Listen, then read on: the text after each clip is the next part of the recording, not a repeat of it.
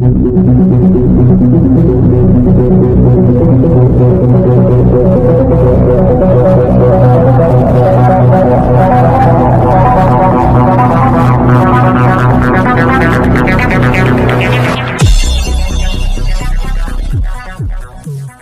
నమస్కారం.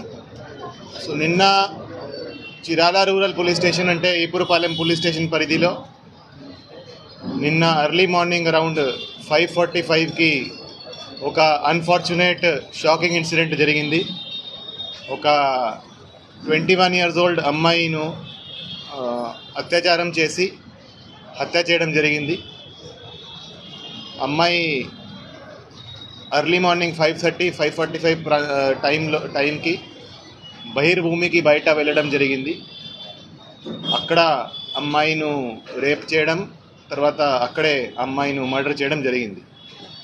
సో ఈ ఇన్సిడెంట్ మీద ఇమ్మీడియట్గా crime number 169/24 of Chirala rural police station under section 302, 376 IPC కింద కేసు నమోదు చేసి ఇమీడియట్గా ఇన్వెస్టిగేషన్ టేకప్ చేయడం జరిగింది.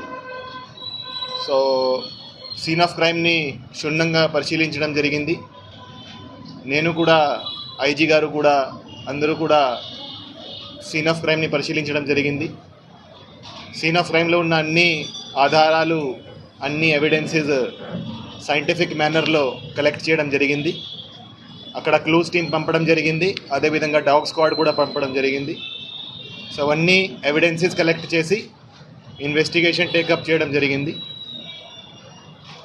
ఈ కేసును సవాల్గా తీసుకొని, అంటే ఈ కేసులో అప్పటికి క్లూజ్ లేవు, అంటే ఎవరు చేశారనేది మాకు ఎటువంటి క్లూజ్ లేవు. ఈ కేసును అందుకని సవాల్గా తీసుకొని, అంత సీరియస్ ఇన్సిడెంట్ జరిగితే 10 టీమ్స్ ఏర్పాటు చేయడం జరిగింది. ఈ కేసు దర్యాప్తు అన్ని కోణాల నుంచి ఈ కేసు ఇన్వెస్టిగేషన్ చేయడం జరిగింది. సో మన అడిషనల్ ఎస్పీ బాపట్ల విఠలేశ్వర్ గారి ఆధ్వర్యంలో DSP Chirala and DSP Bapatla, అదేవిధంగా ఇన్స్పెక్టర్స్ అండ్ సబ్ ఇన్స్పెక్టర్స్ కింద 10 టీంలు ఏర్పాటు చేసి అన్ని కోణాల నుంచి దర్యాప్తు స్టార్ట్ చేయడం జరిగింది. ఇన్వెస్టిగేషన్ పరంగా ఈరోజు సాయంత్రం చిరాల అవుట్స్కర్ట్స్లో హై రెస్టారెంట్ దగ్గర 3 ముద్దాయిలని అరెస్ట్ చేయడం జరిగింది. ఈ 3 ముద్దాయిలు ఈపురపాలెం విలేజ్కే, సేమ్ విలేజ్కి చెందిన వాళ్ళే. A1 Devarakonda Vijay, A2 Karanki Mahesh and A3 Devarakonda Srikanth. So వీళ్ళు ముగ్గురికి ఇంతకుముందు కూడా వాళ్ళ మీద కొన్ని కేసులు, క్రిమినల్ కేసులు ఉన్నాయి.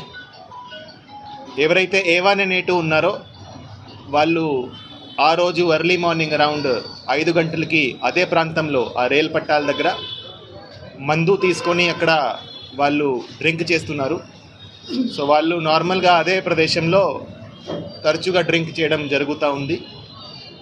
అదే టైంకి ఎవరైతే హతురాలో ఉందో, ఎవరైతే విక్టిమ్ ఉందో, ఆమె ఆ ప్రదేశానికి వెళ్ళడం జరిగింది. ఆ ప్రదేశానికి వెళ్తే వాళ్ళు అదే అవకాశంగా చూసుకొని ఆమెను ఇద్దరు బలవంతంగా లాగేసి బుషెస్లో తీసుకువెళ్ళి అక్కడ ఆమె మీద అత్యాచారం చేయడం జరిగింది.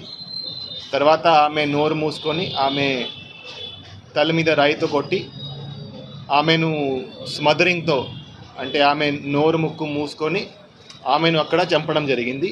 ఇది చేసినాక వాళ్ళు అక్కడ నుంచి పారిపోవడం జరిగింది. పారిపోయి వాళ్ళిద్దరూ వాళ్ళ ఇంటికి వెళ్ళి అక్కడ వాళ్ళ బట్టల మీద కొన్ని మట్టి, తర్వాత కొన్ని ఈ మార్క్స్ ఉన్నాయి.